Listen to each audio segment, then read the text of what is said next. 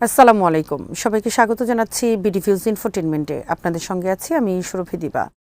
তুরস্কের জাতীয় গোয়েন্দা সংস্থা ন্যাশনাল ইন্টেলিজেন্স অর্গানাইজেশন সিরিয়া ও গাজা ইস্যুতে নিজেদের সক্রিয় ও কৌশলগত ভূমিকার বিস্তারিত তুলে ধরেছে সংস্থাটির 2025 সালের কার্যক্রম প্রতিবেদনে। মঙ্গলবার প্রকাশিত এই প্রতিবেদনের ভূমিকায় এমআইটির প্রধান ইব্রাহিম কালিন বলেছেন, সিরিয়ার সীমান্তবর্তী অঞ্চলে তুরস্কের জাতীয় নিরাপত্তা সুরক্ষায় আগাম ও প্রোঅ্যাক্টিভ পদক্ষেপ নেওয়া হয়েছে এবং এসব পদক্ষেপের ফলে নতুন কোনো বড় হুমকি সৃষ্টি হতে পারেনি। একই সঙ্গে গাজায় যুদ্ধ চলাকালে সংস্থাটির নিবিড় গোয়েন্দা কূটনীতি পরিচালনা করে যুদ্ধবিরতি, মানবিক সহায়তা, বন্দি বিনিময় এবং রাজনৈতিক সমঝোতার বিষয়ে গুরুত্বপূর্ণ ভূমিকা পালন করেছে বলেও তিনি দাবি করেন। বিস্তারিত থাকছে ওয়াহিদ ফারুকীর প্রতিবেদনে।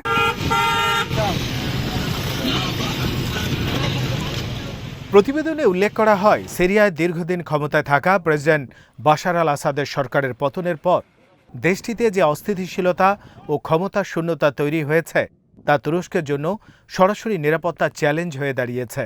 এমআইটি প্রধান ইব্রাহিম কালিন বলেন, সিরিয়ার ঘটনা প্রবাহ শুরু হওয়ার পর থেকেই তুরস্ক একটি সমন্বিত কৌশল গ্রহণ করে এবং গোয়েন্দা সংস্থা সক্রিয়ভাবে পরিস্থিতি পর্যবেক্ষণ এবং বিশ্লেষণ করতে থাকে। তিনি বলেন, সিরিয়ায় আমাদের দেশের বিরুদ্ধে সম্ভাব্য নতুন হুমকি প্রতিরোধে আগাম পদক্ষেপ নেওয়া হয়েছে।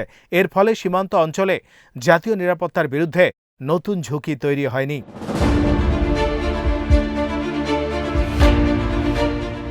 ইব্রাহিম কালিনের ভাষ্য অনুযায়ী তুরস্কের নিরাপত্তা নীতিতে এখন প্রতিক্রিয়াশীল অবস্থানের পরিবর্তে আগাম প্রতিরোধমূলক কৌশল গুরুত্ব পেয়েছে।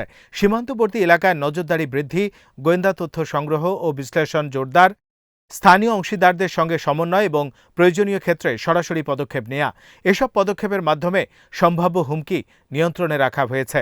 প্রতিবেদনে বলা হয়, তুরস্ক সীমান্তের উপারে উদ্ভূত নিরাপত্তা ঝুঁকিকে নিজের অভ্যন্তরীণ নিরাপত্তার অংশ হিসেবে বিবেচনা করছে।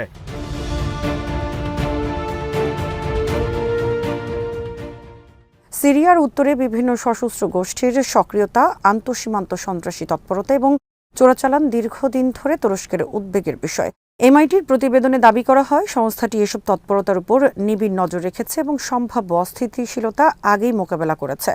কালিন বলেন, আমরা এমন একটি নিরাপত্তা কাঠামো তৈরি করেছি যেখানে হুমকি সীমান্ত অতিক্রমের আগেই তা নিষ্ক্রিয় করা সম্ভব হয়। প্রতিবেদনে আরও উল্লেখ করা হয়, সিরিয়ায় রাজনৈতিক রূপান্তর প্রক্রিয়াতেও তুরস্ক ঘনিষ্ঠভাবে নজর রাখছে। আসাদ সরকারের পতনের পর নতুন রাষ্ট্র কাঠামো গঠনের যে প্রচেষ্টা শুরু হয়েছে তাতে তুরস্কের অবস্থান কৌশলগতভাবে গুরুত্বপূর্ণ। এমআইটি প্রধান বলেন, তুরস্ক আঞ্চলিক স্থিতিশীলতা নিশ্চিত করতে একটি কার্যকর ও অন্তর্ভুক্তিমূলক রাজনৈতিক কাঠামো গড়ে ওঠার পক্ষে কাজ করছে। তার ভাষায়, স্থিতিশীল ও নিরাপদ প্রতিবেশী রাষ্ট্র তুরস্কের স্বার্থের সঙ্গে সরাসরি সম্পৃক্ত।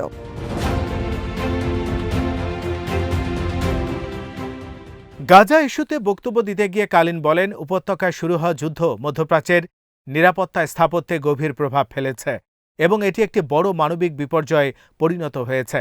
তিনি উল্লেখ করেন, গাজায় স্থায়ী যুদ্ধবিরতি প্রতিষ্ঠা, মানবিক সহায়তা নিশ্চিত করা, বন্দি বিনিময় সম্পন্ন করা, ফিলিস্তিনি গোষ্ঠীগুলোর মধ্যে ঐক্য প্রতিষ্ঠা এবং দ্বিরাষ্ট্র সমাধানের পথ সুগম করতে এমআইটি সক্রিয়ভাবে কাজ করছে।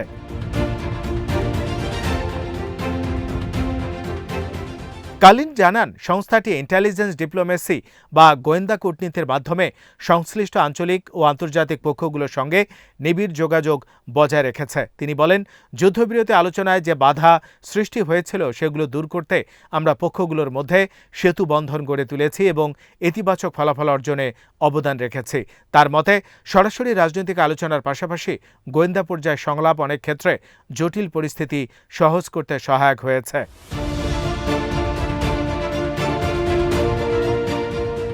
গাজা যুদ্ধ, যা অক্টোবর 2013 সালে শুরু হয়ে প্রায় 2 বছর স্থায়ী হয়, এতে হাজার হাজার ফিলিস্তিনি নিহত এবং ব্যাপক অবকাঠামোগত ক্ষয়ক্ষতি হয়েছে বলে ফিলিস্তিনি সূত্রগুলো জানিয়েছে। অক্টোবর 2015 সালে যুদ্ধবিরতি কার্যকর হলেও উপত্যকায় মাঝে মধ্যে সহিংসতা ও সামরিক অভিযান অব্যাহত রয়েছে। প্রতিবেদনে বলা হয়, এই দীর্ঘমেয়াদী সংঘাত পুরো অঞ্চলে অনিশ্চয়তা ও নিরাপত্তা ঝুঁকি তৈরি করেছে।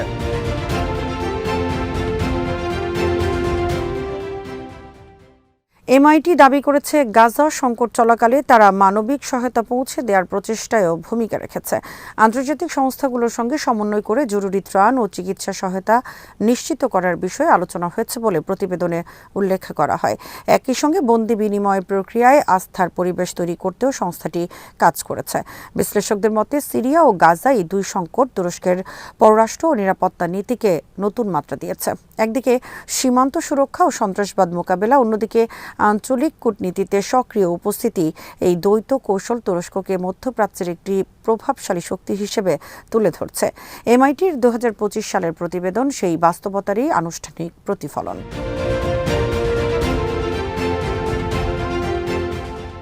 প্রতিবেদনে ইঙ্গিত দেওয়া হয়েছে তুরস্ক তার গোয়েন্দা সক্ষমতাকে কেবল তথ্য সংগ্রহ বা নিরাপত্তা অভিযানে সীমাবদ্ধ রাখছে না, বরং তা কূটনৈতিক মধ্যস্থতা ও আঞ্চলিক সমঝোতার ক্ষেত্রেও ব্যবহার করা হয়েছে। কালিন বলেন, জাতীয় নিরাপত্তা সুরক্ষার পাশাপাশি আঞ্চলিক শান্তি ও স্থিতিশীলতায় অবদান রাখা আমাদের দায়িত্বের অংশ।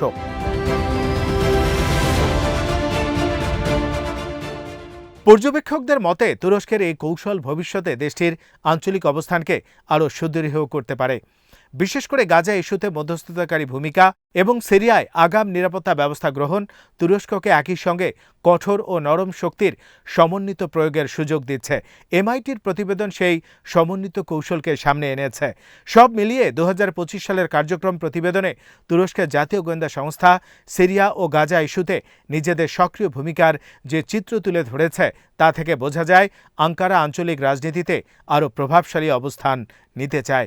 সীমান্ত নিরাপত্তা জোরদার, রাজনৈতিক রূপান্তর প্রক্রিয়ার সম্পৃক্ততা, গোয়েন্দা কূটনীতির মাধ্যমে মধ্যস্থতা, এই বহুমাত্রিক কৌশলের মাধ্যমে তুরস্ক মধ্যপ্রাচ্যের জটিল ভূ রাজনীতিতে নিজস্ব অবস্থান শক্তিশালী করার চেষ্টা চালিয়ে যাচ্ছে।